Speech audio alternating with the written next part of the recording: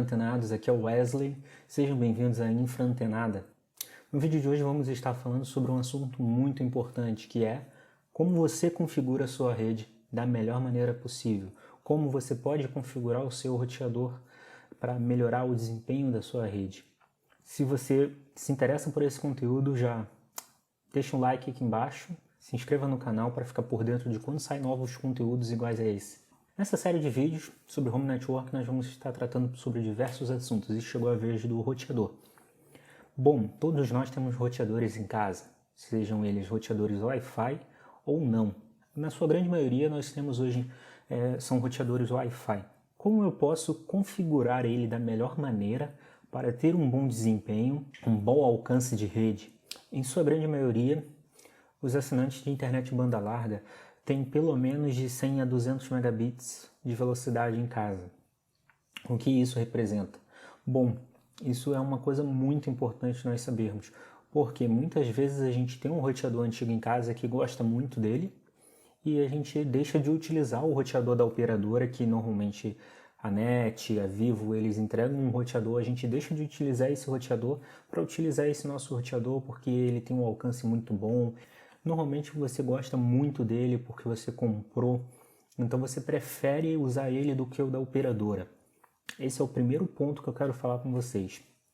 Existe uma coisa que é a velocidade do roteador. É uma coisa muito importante.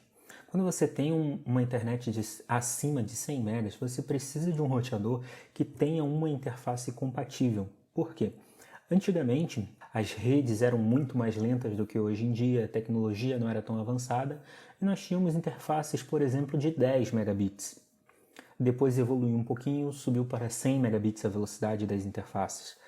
Hoje em dia, nós podemos comprar já computadores com interfaces de 1 gigabit e 10 gigabits. O que isso representa? É a velocidade de comunicação com um outro computador, um dispositivo de rede e por assim vai. Então, digamos assim, você tem uma velocidade de 100 megas na sua casa e você tem um computador antigo que você gostaria muito de utilizar, porém a interface dele é de 10 megas. A matemática nos deixa bem claro que 100 é maior do que 10. Ou seja, se você tiver internet de 100 megabits e o seu computador tiver uma interface de 10 megabits, o máximo que vai poder utilizar da sua internet é 10 megabits. Ponto. O máximo que vai poder utilizar são os 10 megabits referente à sua placa. Tá, aí o que eu faço? Você pode trocar, caso seja compatível com o seu computador, na maioria sim, você pode trocar para uma interface de 100 megabits ou até uma interface de 1 gigabit. Você vai poder utilizar muito mais a sua rede. Por que eu estou contando essa historinha? Porque quando a gente acaba não utilizando o roteador da empresa que a gente contratou, a gente utiliza o nosso próprio, às vezes esse roteador é um pouco mais antigo e ele não tem uma interface acima de 100 megabits e a gente tem um plano de 200 megabits. Muitas vezes a gente não consegue chegar aos 200 megabits por causa dessa limitação da interface. Então você vai utilizar no máximo 100 megabits.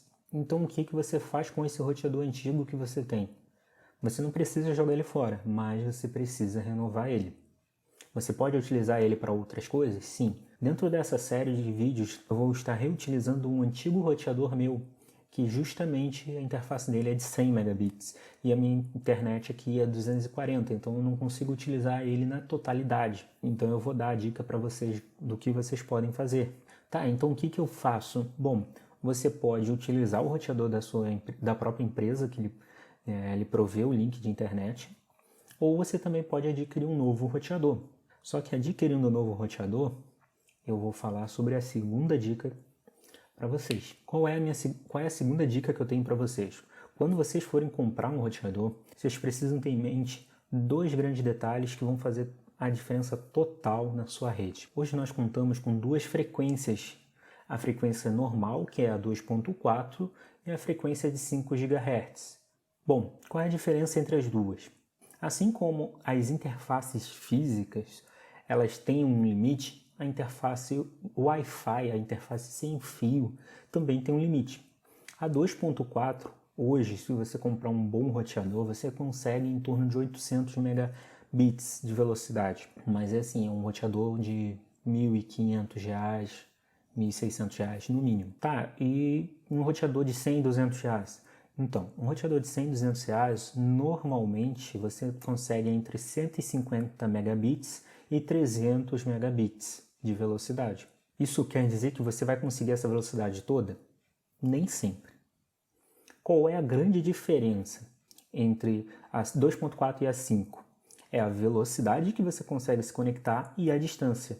Sendo que entre a 2.4 e a 5, a que leva maior pontuação na distância é a 2.4. Porém, eu moro num apartamento. Se você também mora em um apartamento, você já deve ter percebido que tem diversas redes Wi-Fi. A rede do seu vizinho embaixo, a rede do seu vizinho do lado, às vezes a rede do vizinho de cima. Se for um prédio perto de outro prédio, a rede do vizinho do outro prédio. Isso acaba trazendo muita interferência. Então, por mais que você tenha essa velocidade entre 150 e 300 megabits, nem sempre você vai conseguir utilizar ela realmente, por justamente ser uma faixa de frequência que ela é muito poluída, é muito utilizada, tanto por dispositivos comuns como um telefone, um computador, quanto aparelho micro-ondas, aparelho telefone sem fio. Tudo isso gera ruído e interferência na rede do Wi-Fi. Se você necessita de distanciamento, ou seja, o seu roteador fica muito longe do ponto que você precisa ter acesso à rede, você deve utilizar o 2.4. Porém, se o seu roteador fica próximo de onde você utiliza seus dispositivos normalmente, você pode optar pela banda de 5 GHz, que vai lhe permitir conexões muito maiores. Dependendo do porte do roteador que você comprar com uma frequência de 5 GHz, você pode estar conectando em torno de até 700, 800 megabits de velocidade. Isso, para quem tem uma internet de 240, é maravilhoso. Você do lado do roteador, até 1 metro, 2 metros, você está pegando a velocidade completa ali da sua internet, realmente. Outro ponto muito importante sobre a banda de 5 GHz é que ela é uma banda um pouco menos utilizada, vai ter menos interferências nesse canal.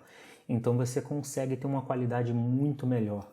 Por mais que ela não tenha um alcance muito longo, você consegue, dentro da área de alcance, ter uma boa conexão com o seu roteador Wi-Fi. A terceira dica que eu quero falar para vocês: dispositivos muito antigos podem degradar a sua rede Wi-Fi. O que eu quero dizer com isso? Se você tem um aparelho muito antigo, esse aparelho, esse notebook muito antigo, ou telefone muito antigo, ele pode estar ajudando a deixar a sua rede mais lenta. Por quê? Os padrões antigos normalmente são suportados pelos dispositivos mais novos, por questão de compatibilidade. Porém, essa compatibilidade é limitada. Então, se você tem um dispositivo muito antigo, ele pode estar afetando toda a sua rede, fazendo que todos os seus clientes tenham que se conectar com a mesma velocidade que ele, para que o roteador possa aceitar a conexão dele. Então é uma dica muito importante você verificar se tem algum dispositivo muito antigo na sua rede, porque isso pode sim estar prejudicando o seu desempenho em casa. Bom, um breve resumo sobre o que eu falei até aqui. Nós temos 3 pontos muito importantes que a gente tem que se atentar todas as vezes numa rede. Primeiro, se o seu roteador ele tem a velocidade compatível na porta, ou seja, se o seu roteador, a porta é de 100 megas e você tem uma internet maior, você precisa se atentar a isso. Se for o caso, você precisa de um roteador com uma interface de gigabit, para que você possa ter acesso a velocidades acima de 100 megas. O segundo ponto, se o seu roteador ele tem a banda de 5 GHz e a banda de 2.4, alguns roteadores têm apenas uma banda, a 2.4 ou a 5 GHz. Mas existem alguns roteadores no mercado que conseguem trabalhar com as duas em simultâneo. Isso é muito interessante, que ao mesmo tempo que você pode estar trabalhando com dispositivos que só têm compatibilidade 2.4, você também consegue trabalhar com dispositivos de 5 GHz. E o terceiro ponto também que é muito importante é você estar sempre ligado se tem algum dispositivo muito antigo na sua rede Wi-Fi, que pode estar ajudando a degradar o seu sinal, que pode estar ajudando a reduzir a velocidade de conexão dos outros dispositivos por culpa dele. Bom, pessoal, um último conceito que eu gostaria de deixar para vocês pensarem é um conceito de caixas. Quando você tem uma única caixa que executa 3 funções, que é o seu roteador hoje, Ele executa o roteamento para a internet, ele executa o switching normalmente, porque você tem um dispositivo conectado via cabo e tudo mais, e ele também executa a parte do Wi-Fi, ou seja, a sua rede sem fio. Quando você tem um único dispositivo que cuida de três coisas totalmente diferentes, uma dessas coisas pode ser que seja um pouco precária. Não estou dizendo que é via de regra, porém, em alguns roteadores, normalmente os de entrada, eles nem sempre conseguem suprir uma demanda muito boa no Wi-Fi, uma demanda muito boa no cabo. Justamente porque são três coisas totalmente diferentes que ele tem que fazer ali tudo junto. Então o hardware dele não foi feito para dar 100% em cada uma das funções dele.